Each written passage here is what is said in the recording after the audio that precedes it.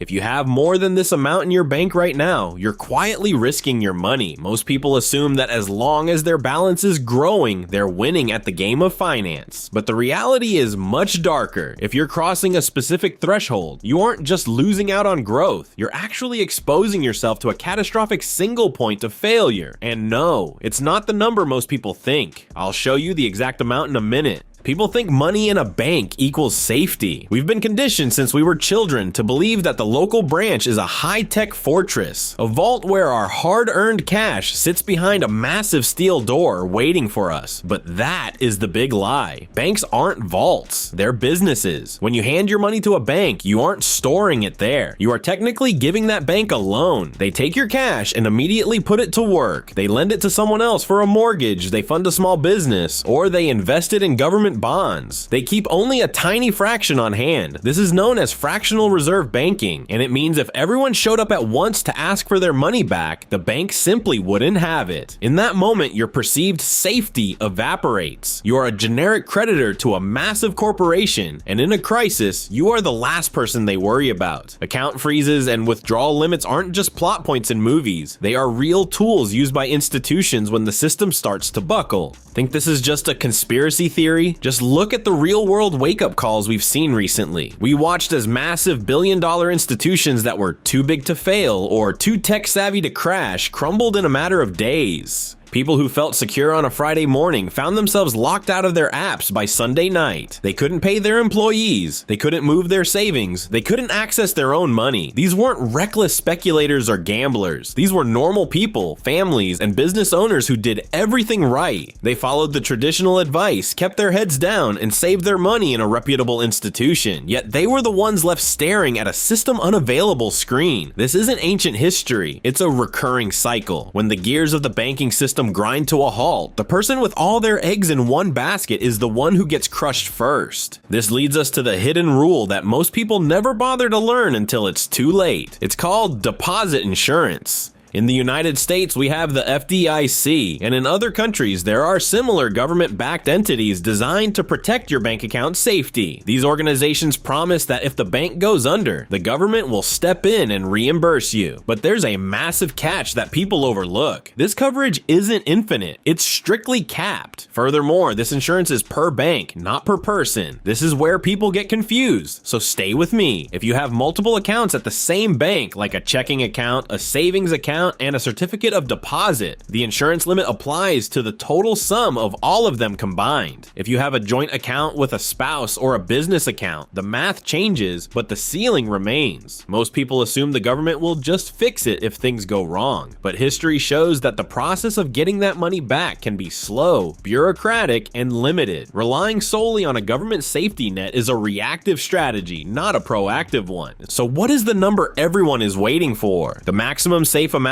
you should ever keep in a single banking institution is $250,000. That is the standard legal limit for insurance coverage in most major systems. If you have $250,000 and 1 cent in a single bank, that 1 cent is completely unprotected.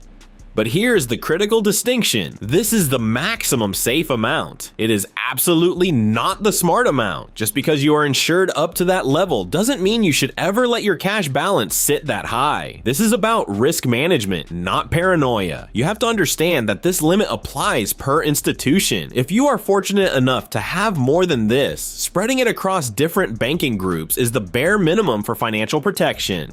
However, even if you are nowhere near that $250,000 mark, keeping too much cash in a standard account is still a massive mistake. Why is keeping less than that amount actually smarter? Because of opportunity cost and the invisible tax known as inflation. Money sitting still is money slowly shrinking. While your bank balance might show the same number of dollars, the purchasing power of those dollars is eroding every single day. Banks are for transactions, not wealth storage. When you keep excessive amounts of cash in a traditional savings account, you are essentially giving the bank a free gift. They take your money, earn 5, 6, or 7% on it by lending it out, and and give you back a fraction of a percent in interest. You are taking all the risk of the bank's stability while they take all the profit from your capital. Smart money management means realizing that cash is a tool for liquidity, not a vehicle for long-term security. The more cash you hold beyond your immediate needs, the more you are falling behind the cost of living. You are trading your future freedom for a false sense of security today.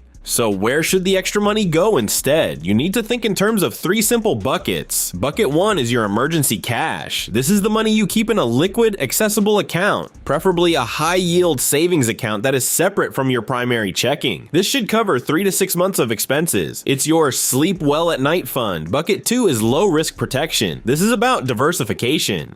This might include short-term government bonds or money market funds that offer a higher yield than a bank but remain relatively stable. The goal here is to preserve the value of your money while keeping it out of the direct reach of a single commercial bank's failure. Bucket 3 is your growth assets. This is the money you don't need for 5 or 10 years. This goes into the broader markets, index funds, or real estate. Assets that historically outpace inflation and actually build wealth. By splitting your money this way, you ensure that no single bank failure or economic hiccup can wipe you out. You aren't just saving, you're positioning yourself to win regardless of what happens to the banking sector. The mistake that wipes people out during crises is a lack of institutional diversity. Almost nobody does this, but they should. You need to have accounts at entirely different banks that do not share a parent company. If your primary bank has a technical glitch, a cyber attack, or a liquidity crisis, and your backup account is just another branch of the same parent company, you have zero protection.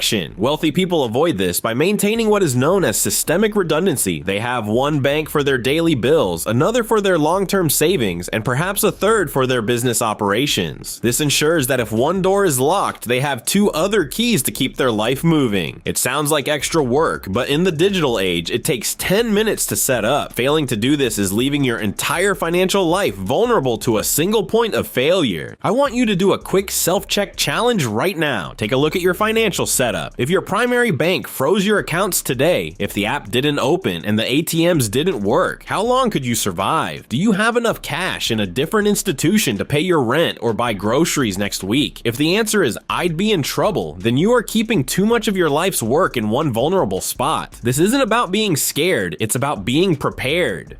Comment checked if this made you rethink your setup, and let us know if you've already started diversifying. The core lesson here is simple. It's not about fear, it's about control. The banking system is a tool for your convenience, but it should never be the sole guardian of your future. By understanding the limits of insurance and the reality of how banks operate, you can move from a position of vulnerability to a position of power. Don't let your hard work be at the mercy of a corporate balance sheet or a government bailout. Take the steps today to cap your exposure, move your excess capital into growth-oriented buckets, and ensure you have a backup plan. If you found this helpful, subscribe for more strategies on financial self-defense. We don't do hype here, just the facts you need to protect what you've built. See you in the next one.